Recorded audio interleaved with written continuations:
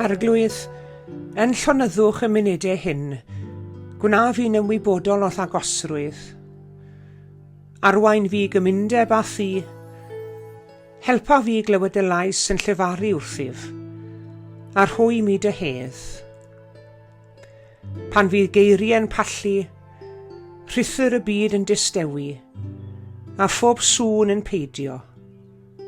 Cofleidia fi yn dy gariad, a llanw fy mywyd a thywyd di dy hun.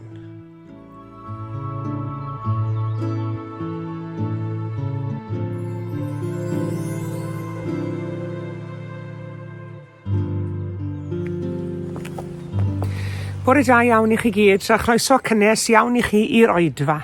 Diolch yn fawr iawn i chi gyd am eich cwmni heddi. Gobeithio gewch chi fendith o gydaddoli â ni. Croeso cynnes iawn.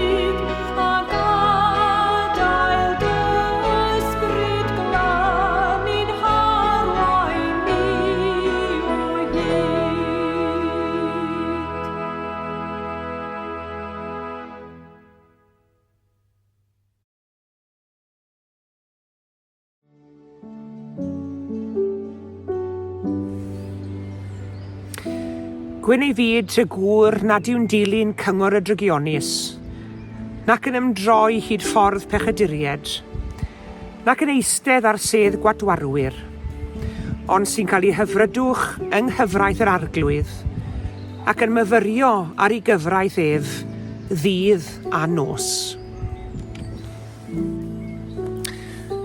Y mae fel pren wedi blannu wrth ffrydiau dŵr, ac yn rhoi ffrwyth yn ei dymor. A'i ddeilen heb fod yn gwywo. Beth bynnag aw na, fe lwydda.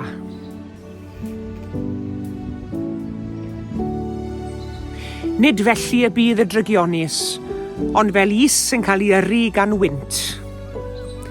Am hynny, ni saif y drygionis yn y farn, na phechaduried yng nghynulleidfa'r cyfiawn.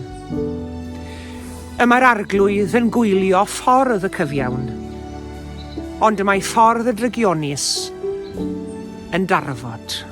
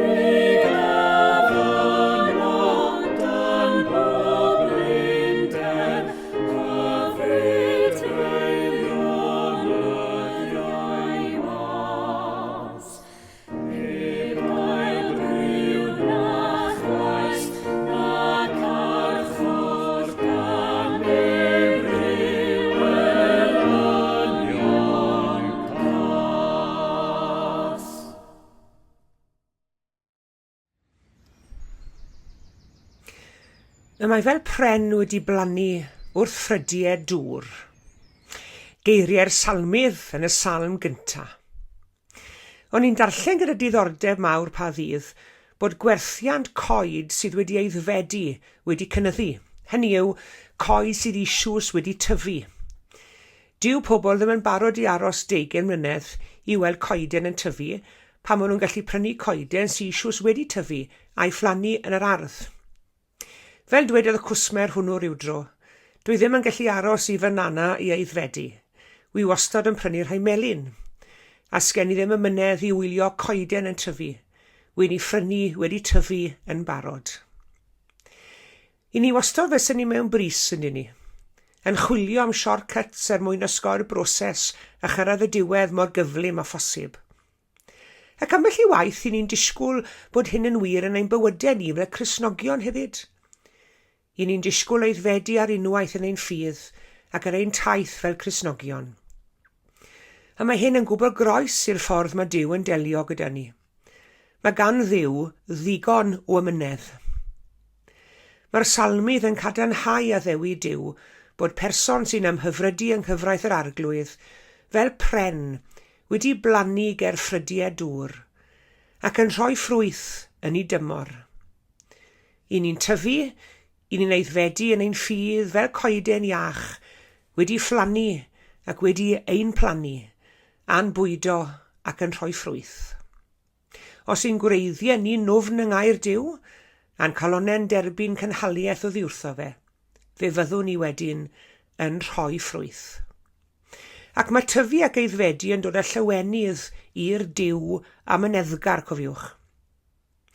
Ces i'n nghyfareddu yn ddiweddar ar ôl gwylio'r rhaglen oedd yn sôn am y gedrwydden, cedar tree, sy'n perthyn I deulu'r cedrwydd. Fe ddysges I fod 4 math o goed cedrwydd yn perthyn i'r teulu. Coeden fythol wyrdd yw'r gedrwydden, ac mae ambell un yn gallu tyfu mwy na 100 metr o uchder, gyda bonyn o 20 I 100 troedfedd. Nawr mae yna sawl cyfeiriad yn y Beibl at y coed cedrwydd. Oedd gan yr Israeliad feddwl mawr o'r gedwydden. Oedd y goeden yn creu pren ardderchog ac iddo symboliaeth arbennig I ddisgrifio bendithion Duw i'w bobl. Mae yna 4 math o gedrwydd yr hoffen I sôn amdanyn nhw heddi. Yn gyntaf, y gedrwydden fach, the small cedar. Pan bod y coedwigwr yn torri canghenne'r gedrwydden fach a'i taflu naill ochr, mae'r canghenne'n cloi yn ei gilydd ac yn ffurfio un bwndel mawr. Sting angen i'r coedwigwr I fynd ati I glymu'r brigau at ei gilydd, maen nhw'n creu ac yn plethu yn ei gilydd. A phan mae'r brigau wedi cloi yn ei gilydd, maen nhw'n atgoffa ni o un gair, sef y gair undod. Fel eglwys, mae angen undod yn does. Nawr, dyw undod ddim yn golygu un ffurfiaeth, cofiwch. Pam o'n I yn 20, oedd pawb ohono ni'n gwisgo'r un peth. O'n I gyd mewn flares 1 munud, a'r funud nesa, o'n I gyd yn gwisgo drainpipes. O'n I gyd ar un steil gwallt, a phan fydden ni'n mynd i'r dre ar ddydd Sadwrn, o'n I gyd yn edrych fel y teulu Von Trapp, un ffurfiaeth llwyr. A falle nad yw hynny cweit mor wir ym myd ffasiwn heddi, ond yn sicr mewn agweddau eraill o fywyd. Mae yna ysfa heddi gan rhai yn dos am weld un ffurfiaeth yn ein byd ni. Pawb o'r un farn. Yr ysfa yma yw mouldio ni gyd I un teip o bobl ar un farn ar bopeth.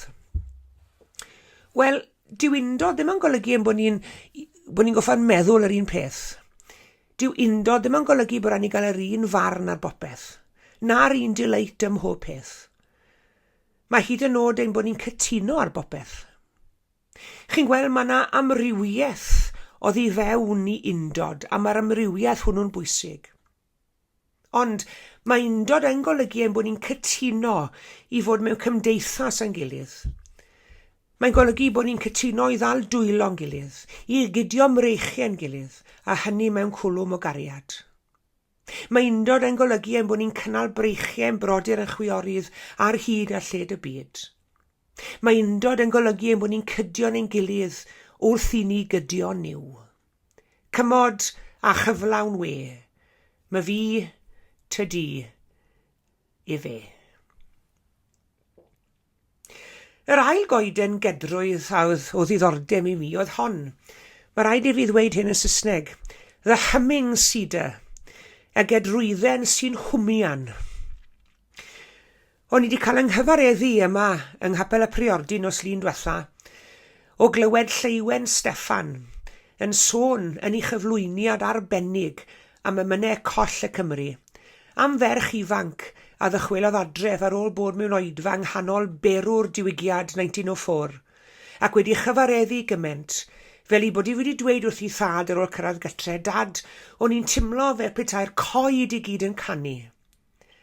Ac atebodd ei thad, nid y coed oedd yn canu, ond y galon di oedd yn canu. Wynech chi ddweud, a llongyfarchiadau mawr i Lleiwen Steffan ar y daith anhygol mae yn ei chanol, yn ymweld â 100 a mwy o gapeli yng Nghymru ar hyn o bryd, a diolch am ddod i'n gweld ni yma yng Nghaerfyrddin.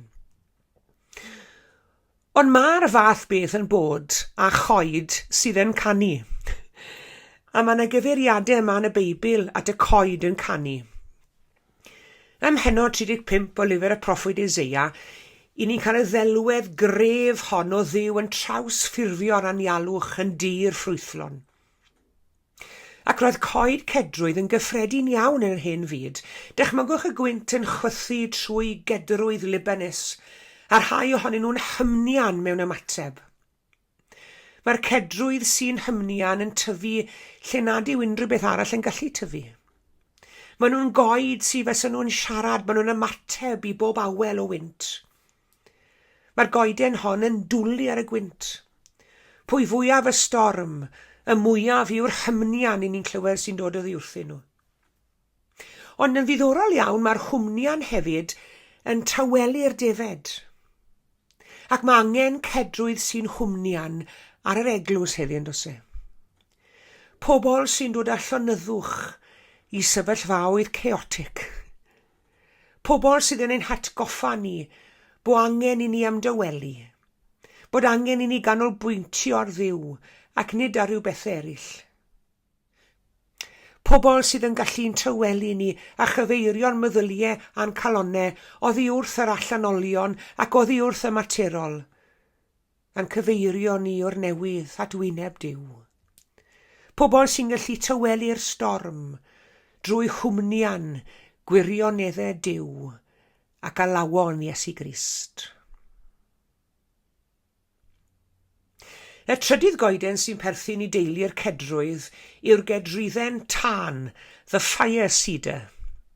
Ac mae angen cedrwydd tân ar bob gweinidog yn ei heglws neu yn ei eglws. Mae'r cedrwydd tân yn cynnau gyda'r gwreichionau'n leiaf.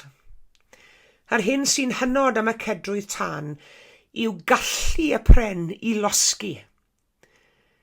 Ac i ni wedi gweld tystiolaeth o hyn gyda'r holl danau gwyllt sydd wedi sgubo ar hyd ambell i wlad yr ein byd ni. Mae siawns go lew taw coed cedrwydd oedd yn llosgi. Hyd yn oed pan bod hi'n bwrw glaw yn drwm, maen nhw'n parhau i losgi. A dyna pam bod cadw'r tannau gwyllt o dan reolaeth, heb sôn am geisio'i diffodd, yn dasg mor erythrol o anodd i'r gwasanaethau brys.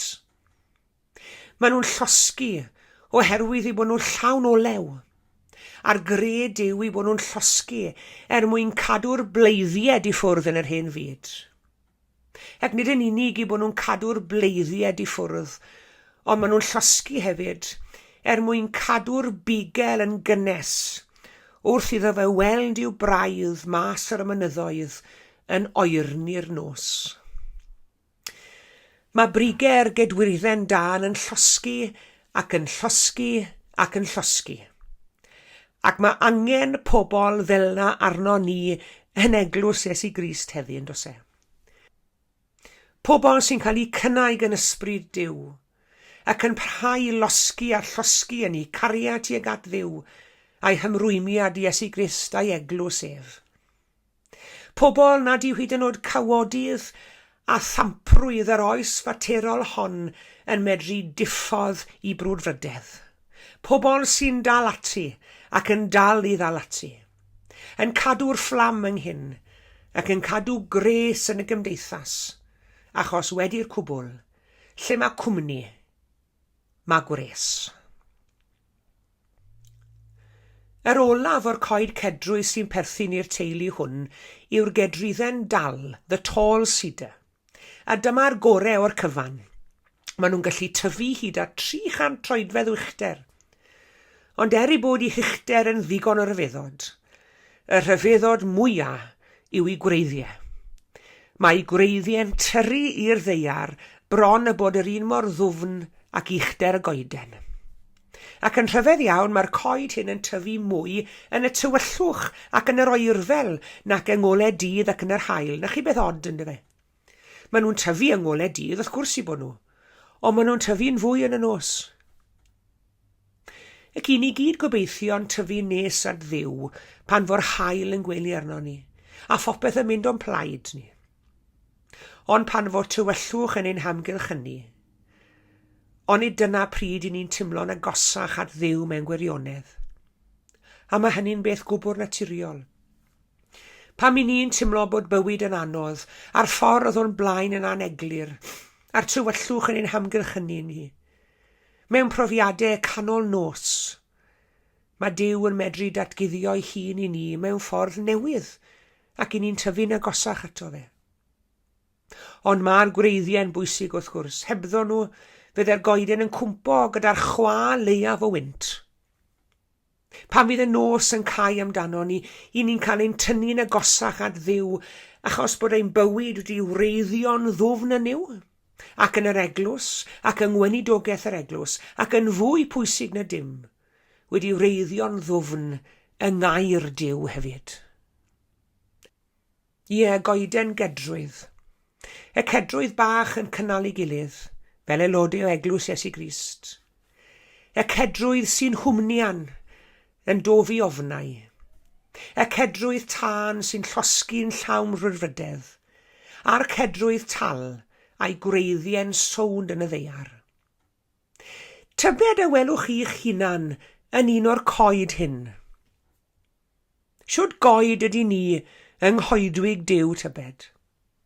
Ond yr hyn sy'n wych yw ein bod ni'n gallu bod yn fwy nac un ohonyn nhw. Oherwydd wir I chi, mae angen pob un ohonyn nhw ar Dduw heddi, ac angen pob un ohonyn nhw ar Ei eglwys ef. Y mae fel pren wedi plannu wrth ffrydiau dŵr. Amen.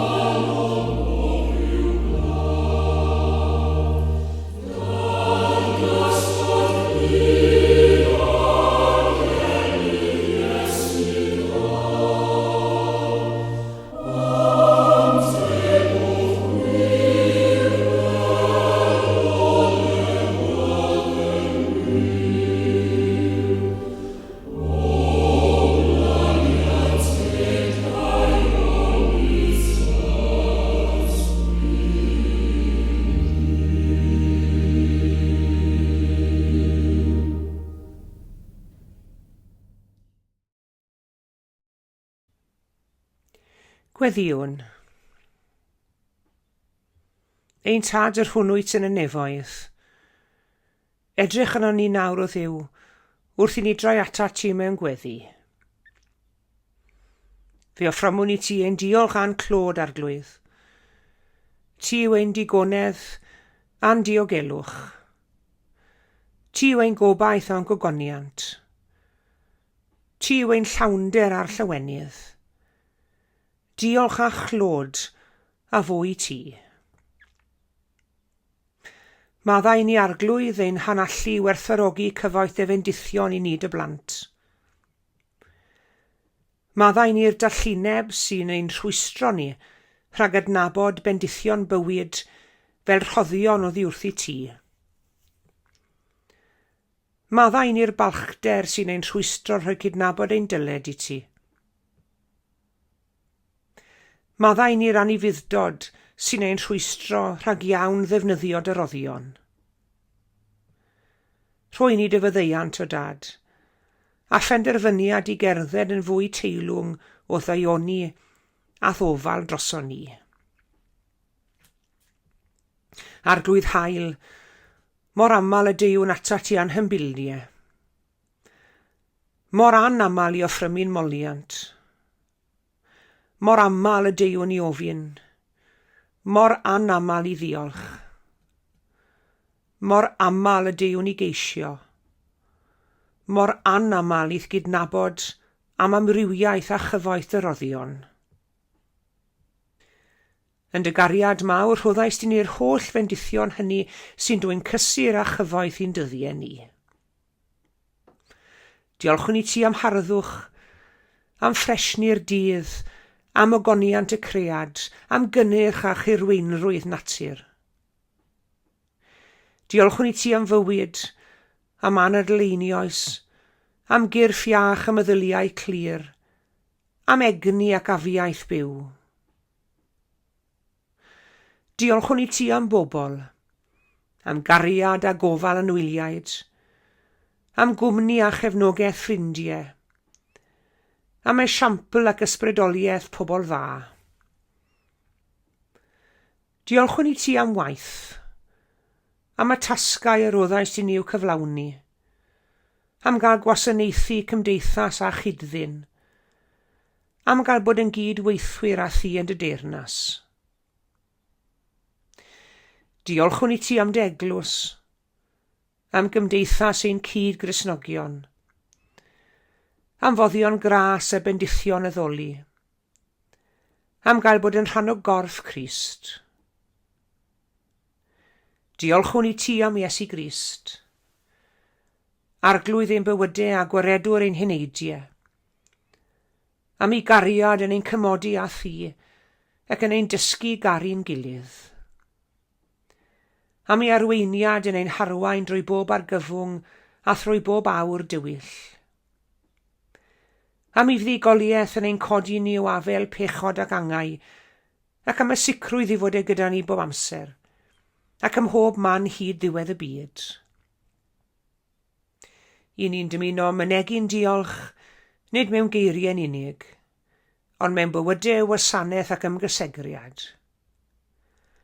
Gwna ni'n barotach i gynorthwyo'r gwan a'r tlawd, fel bod bendithion y dderbyniwn gennyt yn llifo drwom i'w bywydau hwy. Gwna ni'n dyner mewn gair, yn hael mewn gweithred, ac yn gyfryngau bendith i bawb mewn angen. Yn enw Iesu Grist, ein harglwydd a'n gwaredwr, yn dysgodd ni weddio gyda'n gilydd trwy ddweud, ein tad yr hwnnwyt yn y nefoedd, sancteiddiau'r denw, deled y deyrnas, gwneler dy ewyllus, megis yn y nef, felly ar y ddeiar hefyd.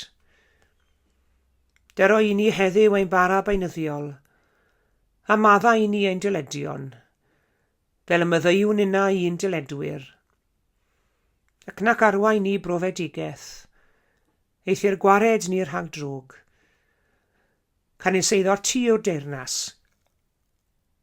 a'r nerth, a'r gogoniant, yn oes oesoedd. Amen.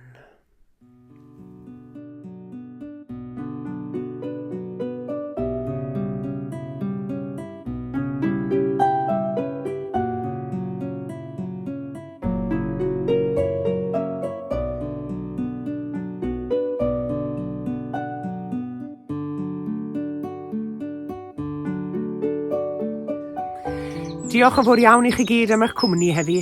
Tan y Sul nesaf, cadwch yn ddiogel ac yn iach. A gras ein harglwydd Iesu Grist a chariad Duw, a chymdeithas yr Ysbryd Glân, a fyddo gyda ni oll. Amen.